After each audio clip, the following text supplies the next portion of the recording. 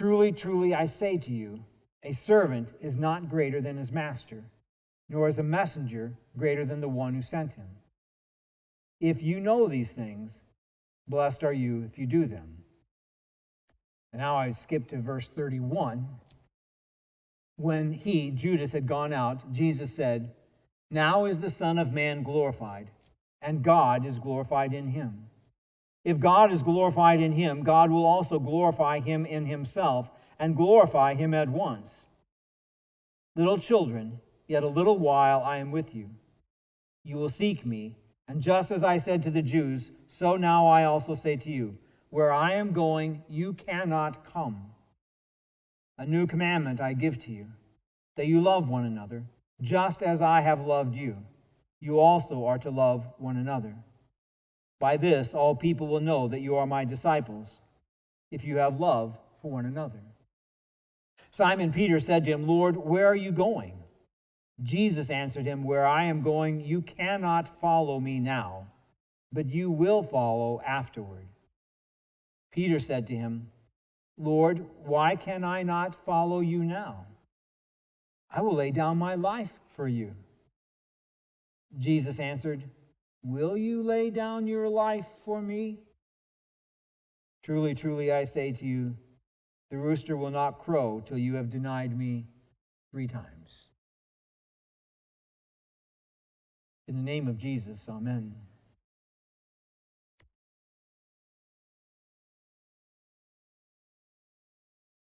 It's his last time to teach the disciples before the cross.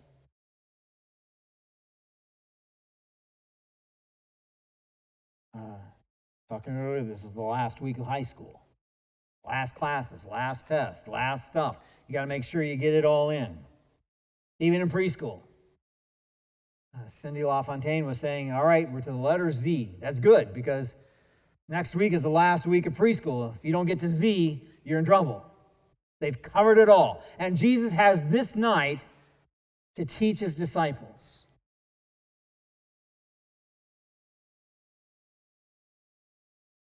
And I find it interesting. Jesus knew what he needed to do the next day. The disciples did not have a clue. They had no idea what Judas was doing. They had no idea that Jesus would die. They knew there was all kinds of crazy chaos throughout the week. But they still believed and hoped that Jesus was going to come out on top. And John writes that Jesus knew that his hour had come to depart. And having loved his own who were in the world, he loved them to the end. He loved his students. I don't know if you can say that it broke Jesus' heart, but that's how we would talk about it. It broke his heart to look at his disciples and to know how difficult tomorrow would be for them. Now, Jesus is the one who dies on the cross. Jesus is the one who pays the price for sin. But it breaks his heart to know how difficult this will be for the disciples whom he loves. So he prepares them for the cross and beyond. So what does he teach that night? None of the disciples ever thought about grabbing the towel and getting down on the ground, on the floor, and washing the feet of everybody else. So Jesus took it upon himself. He washed their feet. He took the job of the lowest servant that there would have been, but I guess they didn't have a servant that night with them. So Jesus does it. And Peter squawks a bit, but Jesus says, you got to let me do this. And then Peter goes overboard, as he kind of does, and there's a lot of Peter in this reading. He says, all right, Lord, don't just wash my feet, wash the whole body then. If it has to be done, then do it well. Do me all the way. And Jesus said, no, feet's enough. And after he's done, he teaches. When he had washed their feet and put on his outer garment, he said, do you understand what I have done to you? We might say, probably not.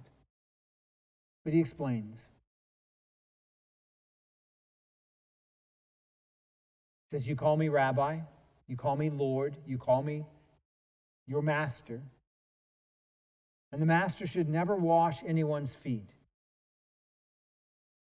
But I, your master, have washed your feet. You are going to be the leaders of the church. I want you to wash feet. I want you to take the job that nobody else is willing to take. I want you to humbly serve where people need to be served. Don't ask why. Don't ask why me. I think back over 38 years of ministry in the church.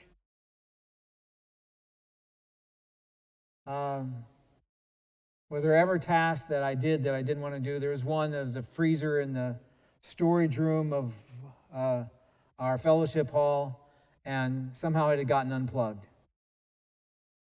There was some nasty stuff in that freezer that had not been frozen in weeks. I said, I can do this. The funniest one was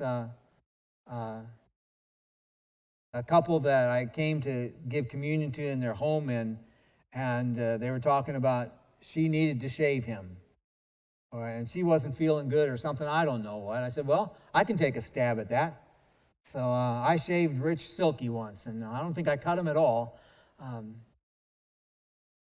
Is it hard? No. Is it hard to wash feet? No. Is it something you think about doing? No. And I don't share that to say I'm an awesome person. Those are just things that come to my mind that I never thought I would do as a pastor. But I did. Jesus says you need to learn to serve. So you look for where there is a need, and you serve. You don't say, I took the hard job last week. It's turned time somebody else to take the job. No. Where you can, where there's a need, you serve. And if you do these things, Jesus says, you are blessed. That's pretty awesome. Then he teaches them another thing, a commandment he gives. This isn't just go out there and help where you can. After Judas leaves, Jesus talks about loving one another.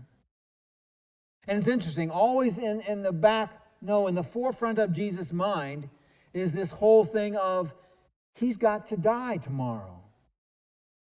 At the beginning of 13, knowing the hour had come, here again, when he had gone out, Jesus said, now is the Son of Man glorified, and God is glorified in him. If God is glorified in him, God will also glorify him in himself and glorify him at once. And that sounds all kind of crazy, but the glorification of Jesus takes place on the cross. In chapter 12, he had said the same thing. He said, the hour has come for the Son of Man to be glorified. And then he talks about, unless a kernel of wheat falls to the ground and dies, it remains only a single seed. There, John explains. He uses glory a whole lot in this line here, and I don't know what the disciples heard, but we need to hear Jesus says, I need to die. That is my glory, to give my life for you. And that's in the front of his mind, because he knows what happens later that night, and tomorrow morning, and Friday afternoon. By the way, he also knows Sunday's coming, but we'll stay here. And Jesus says to them, a new commandment I give to you, that you love one another, just as I have loved you. By this all people will know that you are my disciples, if you love one another. So on this night, when he's got to cover the whole class and say, what do you need to remember? My granddaughter, whom I have been tutoring in math, had a math test today. I have to text her later to find out how she did. But last night I said, all right, so what's the formula for the area of a circle? Area is equal pi times, you guys remember? Radius squared. Very good. Over here. Is that you, Pete? You win. Okay. Pi times radius squared. She knew it. She had to think for a little bit. So hopefully she's ready for the whole test. This is what it's about. And Jesus says, I want you to serve and I want you to love.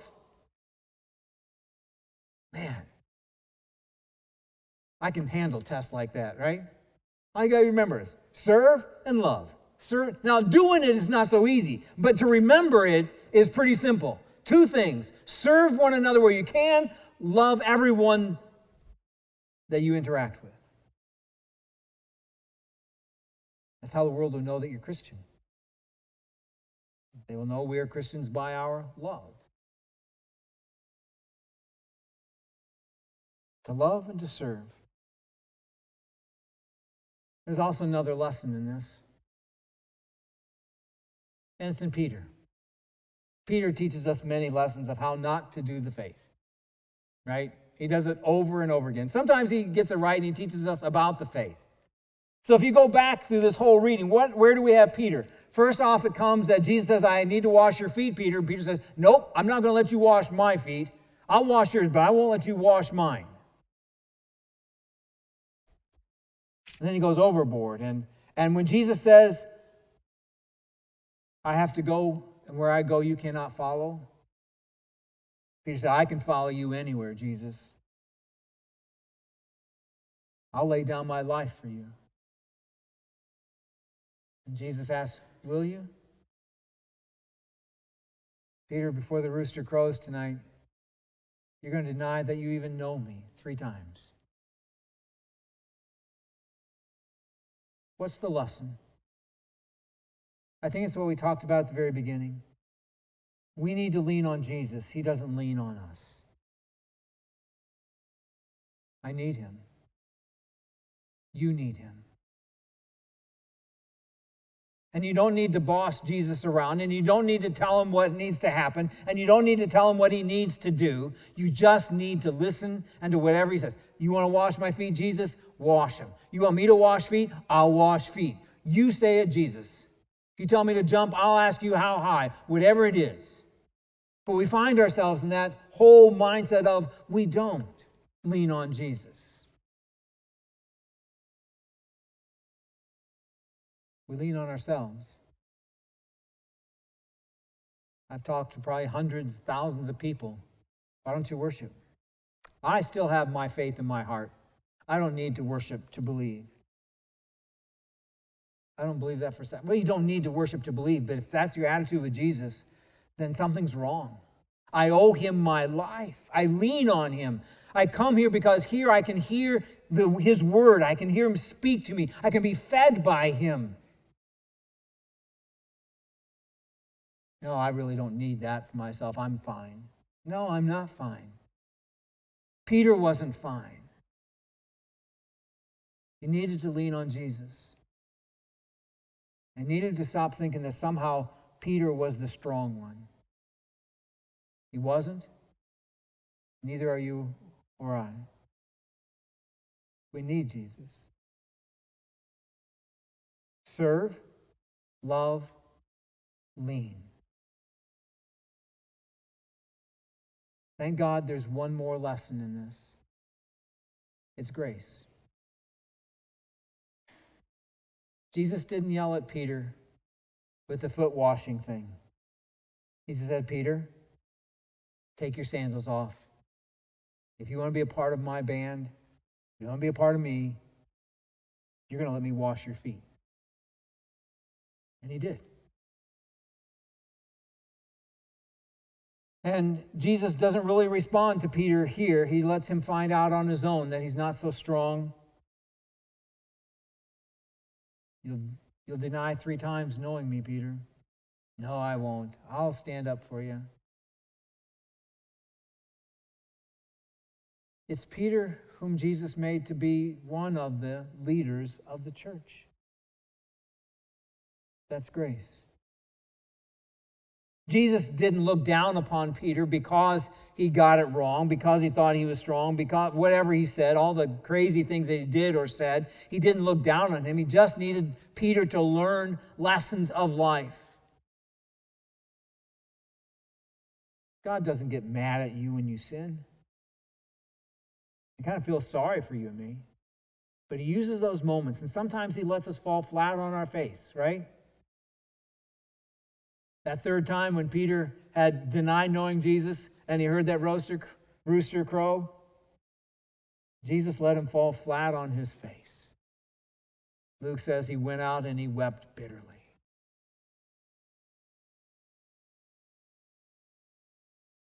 But Jesus used that to say, Peter, I still love you. And not only do I love you, but Peter, from all of these, as you experience my forgiveness, my grace, that's what prepares you to lead. Because it's not about serving, and it's not about loving, it's not about leaning, it's about grace. And if you do want to say that it's about serving and loving, then realize that Jesus is the one who serves us by taking care of all of our needs every day. And Jesus is the one who shows us what love is by giving his life on the cross. And Jesus is always the one who is there when we begin to fall. Whether we choose to lean on him or not, he catches us and holds us. So yeah, it is about serving and loving, but that's how Jesus does it. About grace more than anything for you and me. Tonight, just to take a couple of moments to just clear our heads. What does it feel like to be loved so much that God never looks at what you've done wrong? He always looks at how much he loves you and what you can do right. So tonight, let's just listen for a moment. And then in this space, we can listen to the birds or I hear the birds. I don't know if you guys can hear can you guys hear the birds back here? They're right up there someplace, I know. God pours out his grace on you. Would you take a moment just to thank him? You don't literally have to get on your knees, but that's where we do our best thanking of God. Let's do that now.